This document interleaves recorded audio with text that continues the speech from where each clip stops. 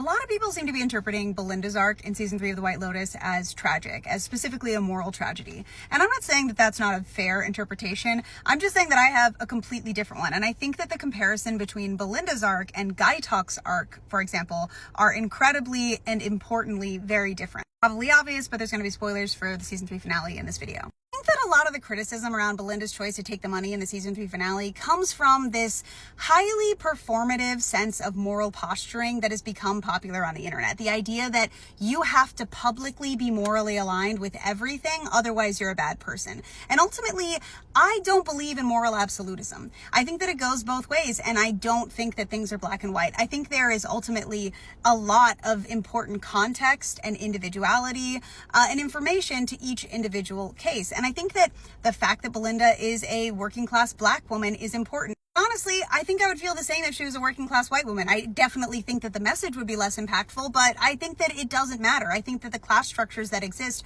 are very oppressive in their own right, and there are multiple ways to be oppressed on multiple different axes in this world that we live in right now. I think that even in a fantasy scenario where Belinda was able to get in touch with Interpol or the FBI or the CIA or whoever and let them know what Greg did, I still think the actual repercussions that he faces would likely be limited. He's an extremely powerful man living in Thailand.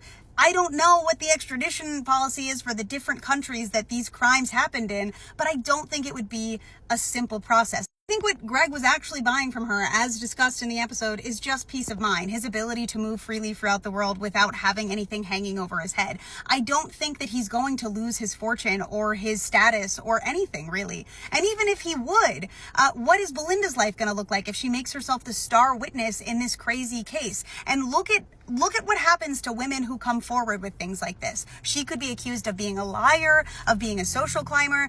Her life would likely be ruined by doing something like this. Now, I'm not saying that doesn't mean that it's not the objectively moral answer, but I think it is absurd that we hold working class people to these standards when it's not going to change anything, most likely, except make their lives worse. Now, I do think that Gaitak and Belinda in this season are meant to be foils of each other. I think that they have a lot of similarities. I think that they both have very, very strong moral compasses, and I think that they also have very, very strong senses of self. I also think that they very clearly see the differences between themselves and the guests who stay at the hotel. However, I don't think that difference is insurmountable. I think that both of them see it as a difference of circumstance. I think that both of them have to choose to defy their moral compasses in order to excel to that next level. But I think for Gaitak, it is very explicitly a betrayal of his personal held beliefs. He wants to practice nonviolence. He believes in the teaching of the Buddha. He wants to be that kind of person, and he wants to be able to live a life that is absent of that.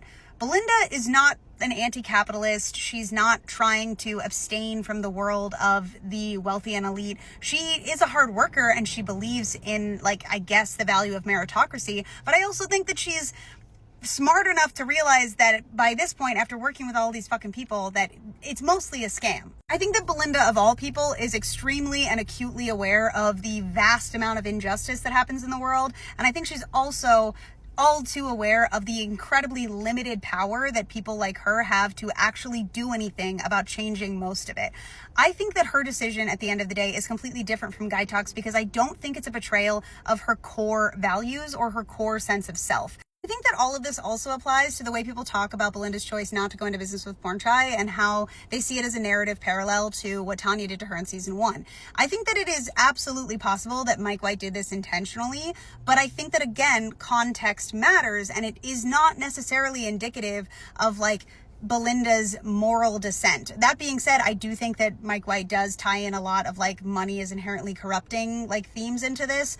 But again, I feel like if you're applying that to this, there is more necessary context to not have it be a surface level reading. The situation with Tanya was so obviously cruel. This was an extremely exorbitantly wealthy white woman who was, because she was bored, asking this working class woman for a business plan and holding this idea of success and a totally different fantasy version of her life over her head because she was bored. And then when something better to do came along, she just dropped it because Belinda ultimately did not matter to her at all. And wealthy people playing with working class people's lives for fun is absolutely a different situation than Belinda spending a week with someone she hadn't met before, her peer and romantic interest, who casually says to her, hey, I've always wanted to start a business like this. Maybe we could do something like that. Those are wildly different situations. It's not indicative of like Belinda's moral failing that she didn't choose to go into business with this guy that she just met. It's just not. I think when we talk about capitalism and oligarchy and the ruling class and their ability to toy with everyone else, I think that it's really easy to romanticize suffering because it's the opposite of, what Victoria's speech was all about. It's the opposite of that kind of gluttonous, horrifying greed that causes so much suffering. But I don't think there is nobility in suffering. As I said earlier, I think that there's a difference between becoming part of those systems, becoming complicit in a way that is just as unforgivable versus just choosing not to suffer if you don't have to. And ultimately, I think that so far, at least, that's all we've seen Belinda do. I also think, again, the fact that she's a working class Black woman is just something that I don't think you can ignore. It's not like she's creating a billionaire empire of her own that we've seen so far that exploits people in and of itself. She just took some money in a situation that she ultimately had very little control over. I don't think that's a massive moral tragedy. I just don't. And I understand people are going to disagree, but I don't know.